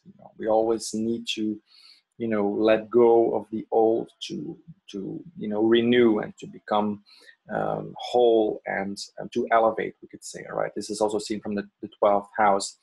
And so, Jupiter is a great inspiration, right? It's a sattvic planet, so it's going to bring, it's a good spiritual placement to have, Jupiter in the 12th house in a good dignity there. Inspiration, new ideas, spending time alone in meditation to, elevate, to come to new ideas. And it's, kind of getting away from the troubles of the world. And you see, next year, Jupiter will be transiting the sign of, Sagittarius. And so it's also known that, when Jupiter's in the 12th house, you let something go, something old go, right? And Jupiter, it's a manifest, right? It's going to give opportunities. It's going to give you insight and knowledge about how to proceed further on the path. And then when it enters your sign, right, your ascendant sign, it's going to focus, it's going to bring focus on the path, and it's going to, transit its, first house, its own sign there, Sagittarius in 2018, right? So around about, November of 2018. But now is a time to, get inspired, spend time alone, contemplate, right? The moksha houses are also about liberation, but also, they're about liberation, but Jupiter is as again, it's highly creative. It's a sattvic planet, so it's going to give you insight in to what is no longer serving you on your path, what is no longer fulfilling you.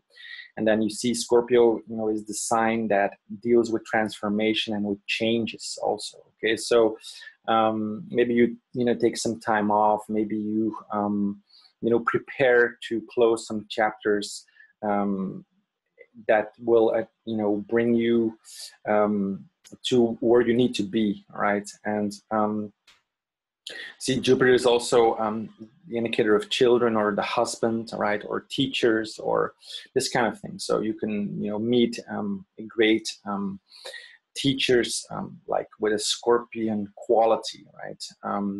In ashrams, because the 12th house also rules ashrams. People that, show you how to get deeper within you, right? Or also the husband or children there could be a distance from that as well, but it doesn't have to play out like that, right? Because Jupiter is always a manifestor, but in some respects it could be inspirational. Maybe there's some how should I put it? It's not necessarily separation from what Jupiter represents as children, but you could feel maybe more of a distance, or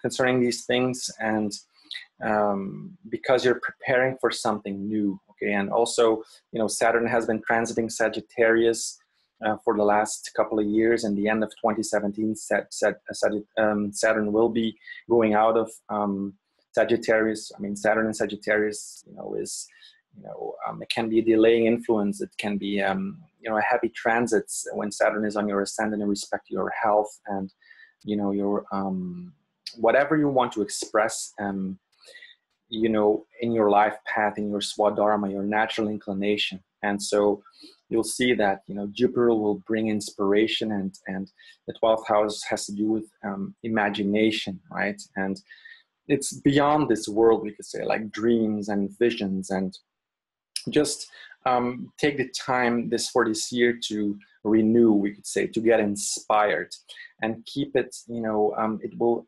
grow from deep within you, right? It's like the 12th house is like hidden, right? And it will grow. And as Jupiter transits the sign of Scorpio, this will grow, the inspiration, the ideas you will get to bring you further on your life path, right? When it will enter your own sign, Sagittarius, right, the ascendant, there's going to be great manifesting potential. So it's like elevation. This is a time to elevate, to let go of the old, to contemplate about the losses that you've suffered, we could say, or and to gain understanding about this. And this will bring you further, and it will be a wonderful time. See, Saturn transiting your second house becomes a manifestor, right? Because it's going to, any planet that is, conjunct its own sign becomes manifesting to that sign. So in respect to finances, etc., Saturn will be giving opportunities, and Saturn can be a delaying influence as well. But when it transits its own sign, it really becomes manifesting. Okay, so it's a nice mixture there. There will also be, from in the 2018 onwards, right? Jupiter will be transiting Scorpio from October 2017. Then Saturn, end of 2017, will transit Capricorn. So there will be two manifesting planets, for a whole year onto your second house, right? And so now I'm talking about Jupiter and Scorpio, right? But just wanted to mention this because, Saturn on the ascendant is really making you aware of time, right? Father time, we could say, and of, taking care of your health. And it can be, challenging in that sense, but things are going to light up for sure, okay? And whatever you need to support in your life path in 2018 will be highly manifesting. Okay, it will be very worthwhile, and it will propel you into new directions and new ways of going about what you want to express. And then in time when Jupiter transits Sagittarius, it's going to be like really coming to fruition. Okay, now Jupiter for Sagittarius rules the 4th house, right?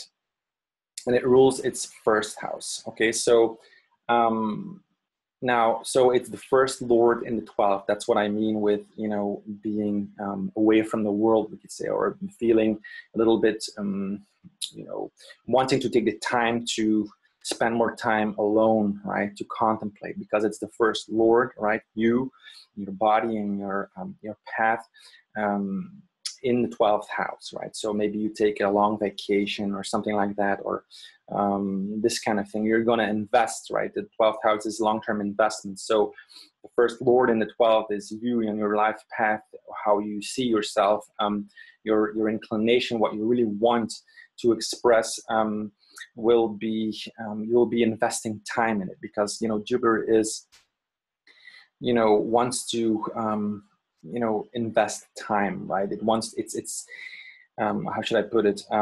It's all about long-term planning. You see what I mean? So it's just a great transit. You'll see, you know, now it's going to depend, of course, on your personal horoscope as well. You know, this is a general forecast, but, you know, generally speaking, this will, you know, come to fruition. So Jupiter is the first lord. It's also the fourth lord. So, you know, maybe there's some changes in respect to your house, because, you know, Scorpio is the sign of changes in the 12th house, the fourth lord in 12. It could be, you know, you being away from home, excuse me, for example, or there could be maybe some expenses in respect to your home, or some losses in respect to your home. Maybe, you know, the fourth house is also the mother, right? Or what you want, what you deeply crave for, right? So fourth house is that, right? It's the house that is below what is deep within you. It's your heart, what your heart wants to express. So I feel it's going to be a time of deep contemplation, wanting to change things, and prepare for this, like this great inner preparation that is going on for Sagittarius Ascendant, okay? Fourth house also rules vehicles and, you know, emotional contentment. So there's going to be contemplation. And, you know, Scorpio is the sign of transformation, sudden changes, right? Intimacy, and all these things will be under review, we could say. And so I think it will be a very positive change, you know, for Sagittarius Ascendant. Okay, okay, enough for Sagittarius Ascendant. Let's move on to Capricorn Ascendant. Okay, for Capricorn, Jupiter will be transiting their 11th house, right? So what is the 11th house? The 11th house is the house of, you know, social networks. The house of, it's like friends, but friends that you go out with, in that sense, a larger social network. The classics say that acquisition of various objects, which means that whatever you desire on a worldly level, okay, like the 11th house is also an upachaya, which means it grows over time, right? Like recognition, titles, right? They grow over time, recognition. 11th house is also domesticated animals, so, you know, you get a gain from. So the 11th house is gains, right? It's very close, you know, it's the second house and the 11th are the finance house. It's also the 8th, right? Money that comes in to you from others. The 7 is also, you know, one-on-one relationships. But the second and the 11th, let's say, are the most, you know, prominent finance houses, we could say. And so in respect to gains, right? So the, you know, with the 11th house is the gains that come in before they get taxed, etc. What's in your income, really, like when you're self-employed, etc. So this is a great placement because Jupiter is going to give abundance there. It's going to give growth, elevation, gaining understanding about all these 11th house affairs, right? Because it's happening in the 11th house. So it's going to make that house manifest. And, you know, of course, all the cusps that fall in there as well, okay? Changes because of Scorpio, right? Depth, right?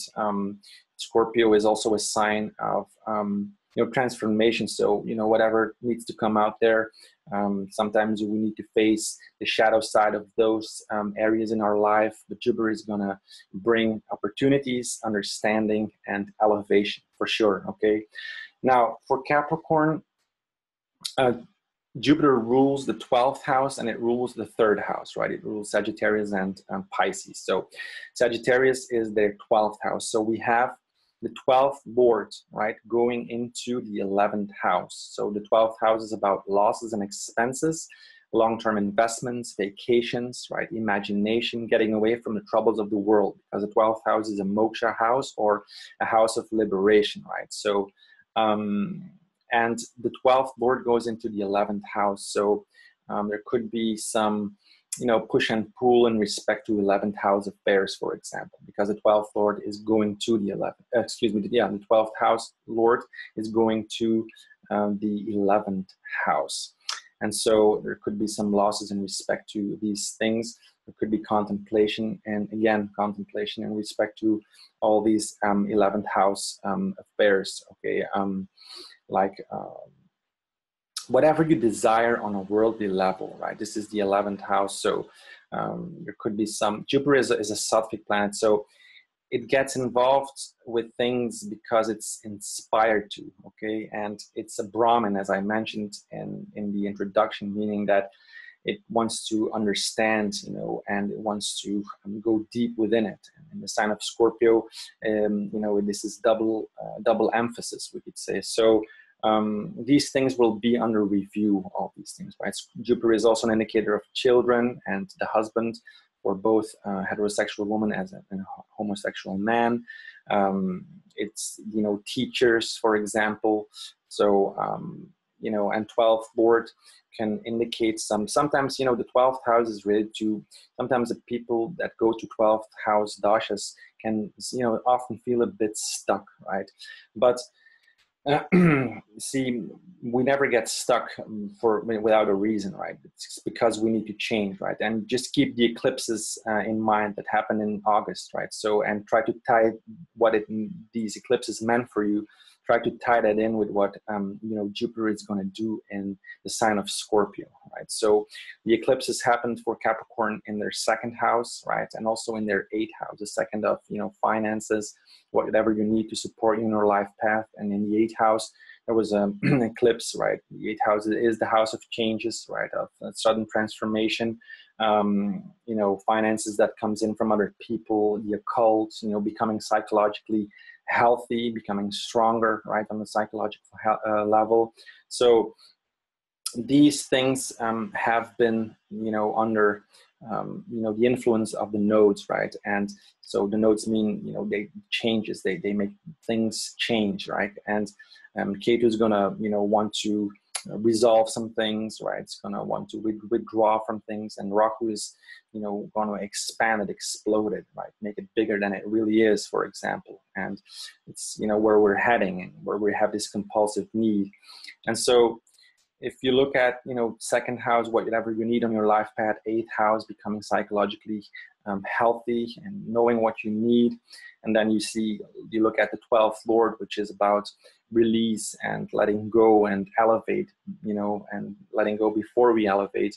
And that Lord goes into the 11th house, right, of social networks, of what you desire on a worldly level, what you want to accomplish in respect to how you want to grow, right? Because the 11th house is the strongest upachaya house. How are you going to have an impact on the world, for example, right? How are you going to deal with your desires? How are you going to deal with what you desire on a worldly level, which can be tricky, right? Because the 11th house is, is considered, it's an upachaya, it's not a dharma house, it's not a natural, it's not an inspirational house necessarily, because it has to do with your personal desires, like, again, on a worldly level. So there could be some, confusion and some illusion involved with that as well, because, it is also the sign of Scorpio. So, but see, so I think learning about what you want to express, right? What's your role in the world really deeply, right? Not looking for, because the 11th house can have to do with being validated and this kind of thing. So I feel that these things will be under review, we could say, being validated by others, by peers, right? By other people. The 11th Lord is very much about that. It's see, the 11th Lord is one of the great yoga breakers, like yogas, Raj yogas, is this important yogas that put you on your life path and that give you inspiration and that give you the insight to go along and to go on the path. About it's all about the who you really are. Okay, not what other people think. What you expect from other people. Sometimes that can be a blockage, right? So Jupiter is going to give insight into that, and I think it's going to be a deep transformational time in the sense that you're going to contemplate about what your role in the world is, what you really want to express. Is it something that is merely personal, that is merely, it's maybe a strong way to put it, but something artificial, right? That is not really lasting, that is not able to deeply fulfill you, right? Jupiter is going to shine a light on that. It's going to try to make you understand that that when you're looking for validation on some level, it can be disrupting factor to put you on the path, right? And now, see, what I want to mention is that Capricorn, because Pluto is also there, right? And it's been transiting for a long time now. But when the end of 2017, Saturn will be transiting the sign of Capricorn. And so it's going to enter its own sign. It's going to have a great dignity there, and it's going to become a manifesting planet because, the Lord of a sign is always a manifesting planet, okay? Now, Jupiter from Scorpio will also be Rashi aspecting the sign of Capricorn, right? And giving it a great manifesting strength. Right? There's going to be two manifestors for a whole year, the whole year of 2018 onto, Capricorn. Right, and then, if you look at Mercury, which is another manifesting influence, when Mercury will be transiting when Mercury will be transiting Scorpio, Capricorn, Taurus, and Leo, there will be three manifesting influences onto the sign of Capricorn. Okay, this is great. So there's going to be a great influence, a great emphasis on your swadharma, your life path, and about you, right? What you want to manifest, and because Jupiter will be transiting from October 10th, right? The sign of Scorpio, it will start giving direction, it will start pointing in that direction. That's what I'm saying. So, and then when, at the end of 2017, when Saturn enters the sign of Capricorn, there's going to be a serious manifesting influence to the life path, right? To the body, the appearance, the whatever is you, whatever is your life path, whatever you want, you really deeply want to, okay? And so in preparation of that, it's kind of interesting to see because Saturn will be before 2018, Saturn will be transiting the sign of Sagittarius, the 12th house there, right? And then the 12th lord from Capricorn, right, from your sign, is in the 11th house. So mixing all these things together, it's like contemplation about what you want to express, who you are, right? And in respect to validation, in respect to how people look at you, how you see yourself, and shedding a light on how this can prevent you from actually following your dharma.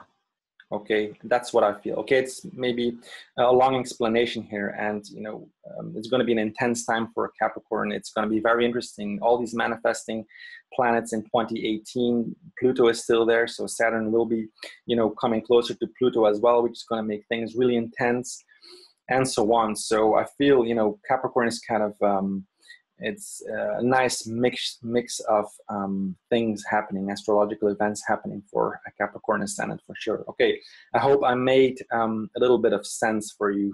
So I tried my best. Okay, so good luck with that. And now we will move on. No, I have to also talk about Capricorn. For Capricorn Ascendant, Pisces is the third lord also. Okay, I forgot that. It's still Mercury retrograde going on here for me. So the third lord goes to the 11th house. The third house has to do with, learning new things, upadesha, short trips, right? Courage, developing your courage, your strength, and your will.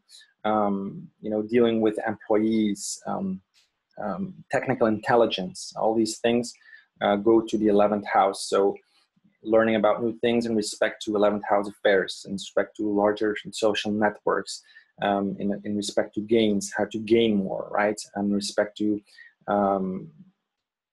being validated, being, what is it? You know, the 11th house is also titles, you know, recognition, right? How to deal with that, learning new things about that, applying your courage, third house courage, to look into that, Jupiter, right? And to go beyond that, to transform that, Scorpio, okay? And so on, okay? So, okay, enough for Capricorn Ascendant. Now, let's move on to Aquarius Ascendant. Okay, for Aquarius Ascendant, Jupiter will be transiting their 10th house. Okay, this is a good thing for Aquarius Ascendant. So 10th house, what is the 10th house? The 10th house is the actions, your great deeds, the great deeds you perform, your actions in the world, right? Getting recognition, getting respect. You know, the 10th house is the actions of the father, right? And in that sense, authority figures. The 10th house is also being away from home, because it's, you know, the 7th from the 4th. You know, the 4th is the home, the 7th is the long distance. So, you know, 7 from the 4th is the 10th. So getting away from that, the respect you get, as I mentioned. So Jupiter in there, great. Jupiter is going to be in great dignity in the sign of Scorpio. There's going to be transformation. There's going to be opportunities. There's going to be abundance, elevation. You know, working together with the spouse, for example, for a heterosexual woman and a homosexual man is possible. New teachers, you know, working together with teachers, children, for example, right? You know, going to have children in the 10th house there. So actually, you know, the deeds you perform, the actions that you undertake with your children, or your children could go under transformation, because, you know, it's a sign of Scorpio there. Maybe they get more, you know, attuned to what they want to express, for example, this kind of thing. Okay. Also teachers, also Jupiter rules paternal grandparents. What is it? What is else? So Aquarius, you know, Pisces is the 2nd house for Aquarius. So, you know, Jupiter rules the 2nd house for Aquarius Ascendant. So the 2nd Lord goes to the 10th house, right? So the 2nd house is whatever you need to support you on your life path, finances, resources, you know, close friends, family, the name you get, your self-value, you know, collections, wealth, stones, gems, etc. This is the 2nd house, and the 2nd Lord goes to the 10th house, okay? So, and so you can expect maybe, you know, more finances, right? Maybe you you act on that. You know, the deeds you perform is that maybe how should we put this together? Like the 2nd Lord goes to the 10th house. Your self-value, for example, is going to be expressed. It's going to be, you're going to act in new ways, or perform, or look for new ways to express that in the world, right? For example, see, it's like the 10th house is action, the action bhava. And so whatever you do in respect to those things, in all those things, 2nd house affairs, Jupiter as a natural indicator, it will become, in a way, center stage, in the sense that it's going to be highlighted, because the 10th house is the highest point, right? It's going to be visible. It's going to be expressed. There's going to be given more ways of expressing those things, putting them into the world, and from that you will learn, obviously, okay? And because Jupiter is always, you know, wants to learn things and wants to get more insight into that, and so yeah. Besides that, you know, Jupiter also rules the 11th house for Sagittarius, and the 11th house is the house of gains, right? The house of Supachaya house. It grows over time. It's about, you know, recognition, getting titles. 11th house is domesticated animals, but most importantly, let's say it's the house of gains, acquisition of various objects. So whatever you desire on a worldly level. So the 11th Lord is going to go to the 10th house as well. And so, you know, a lot of social activities, new ways of acting in respect to these things. You know, the 10th house is, you know, it is career, right? And so larger social networks, bringing larger social networks into the house of, you know, of your actions of career. So this can augment or this can elevate, or this can, you know, become bigger because Jupiter is, you know, making that bigger, right? It's going to elevate things. It's going to create abundance in respect to those things. And so, yeah, I think that's pretty much about it for Aquarius Ascendant, right? Cool. So now let's move on to Pisces Ascendant. For Pisces Ascendant, Jupiter will be transiting their 9th house, okay? This is great because their first Lord, right, Pisces is ruled by Jupiter, goes to the 9th house, Scorpio. And Jupiter will be in a great dignity in the sign of Scorpio. So 9th house is all about, you know, higher learning, your teachers, inspirational travel, right? You know, getting, you know, lucky, being lucky. Luck is also seen from that in your fortune, okay? So also gurus, right? The 9th house is the house of teachers and higher learning. So Jupiter is the natural indicator of that. So that's going to be wonderful because the first Lord is going to the 9th house. And so the first Lord is both an angle and a trine Lord, right? It deals with action and inspiration, acting on your inspiration. And it's going to the 9th house of inspiration and Dharma, right? The 1st, the 5th, and the 9th on the Dharma houses of inspiration. So transformations, going on travel, inspirational travel, learning new things, you know, evolving spiritually. It's gonna be a great time to, you know, get involved with all these things, and these things will have an ease to it because it is happening in all these Dharma houses. Okay, it's great. Scorpio, you know, indicates again great depth and transformation, sudden ups and downs, you know, but Jupiter is in a good dignity there. Jupiter has all these, you know, qualities and significations of that are very, you know, how should I put it? That are very much, you know, emphasizing what Pisces and the 9th house represent, for example. So we can see that all these things add up, and so it's going to be a very inspirational time for Pisces Ascendant, generally speaking, right? For sure, because Jupiter being in the 9th there. Now, the 9th house is also an important house for children because it's the 5th from the 5th, right? And especially in a woman's horoscope, we definitely look at the 9th house, which is the 5th from the 5th, not only the 5th house, right? The 5th house is, you know, commonly known as the house of children, but the 9th is also very important. Jupiter is an indicator of children, right? So great time, great learning, depth, insight in respect to, you know, what children mean for you. Maybe your children go to a highly creative time, or something happens for them that is inspirational. Both for you and the child, right? And also transformation. Scorpio is always, you know, a sign of transformation. Okay, it's unpredictable, so it's interesting. Great. So as I mentioned, you know, first Lord goes to the 9th. Then also for Pisces, Jupiter rules, you know, the 10th house as well.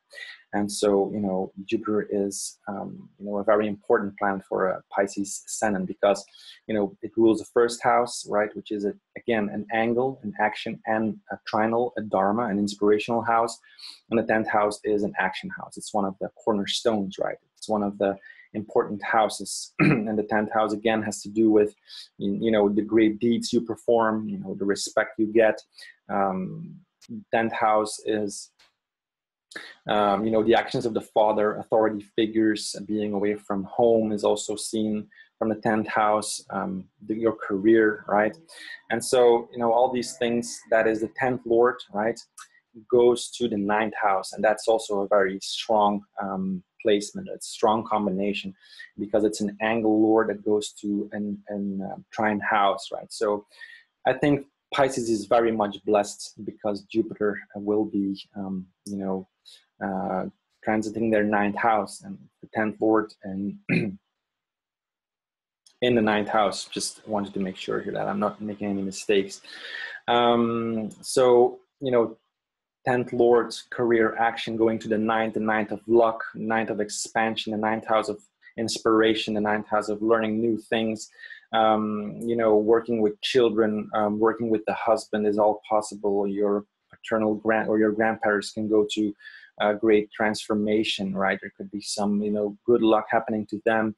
Wow, this is really good. Now Saturn will be, has been transiting Pisces, it's 10th house, right? And the end of 2017, Saturn will be moving on to the sign of Capricorn, where it will enter its own sign, which, it will have a great dignity and a manifesting potential as well. So, you can expect in respect to 11th house affairs in 2018, some good manifestation strength to Capricorn, right? So, but, Saturn has been transiting the 10th house for Pisces, making it more difficult and maybe more delaying influences, more work, right? More responsibilities, etc. So, but Saturn will be moving on, and then the 10th lord, Jupiter is transiting, the 9th house of Scorpio. So this is a very positive change, right? Because Jupiter will be able to perform even better, we could say, okay? And because Jupiter is the 10th lord and Saturn will be going out of Sagittarius there, there will be a relief in respect to career, in respect to your action in the world as well, for sure, okay? And then let's move on to Pisces Ascendant. So, oh no, that's what I said, right? Okay, cool. I'm still having a little bit, trouble with the Mercury retrograde here. But I think I went over all signs, so it's going to be a positive time for everyone, right? Scorpio is going to be under great manifesting potential. I'm going to make a video about, Saturn going through the sign of Capricorn and getting all this manifesting strength from Jupiter. And then, depending on where Mercury transits, it's going to be 3 manifesting influences to the sign of Capricorn. So it's going to be highly creative manifesting time for the sign of Capricorn. And Capricorn is going to be a house for everyone. And this will happen from, 2018 onwards. Okay. So all the best for you. Good luck, and talk to you a little bit later. Bye.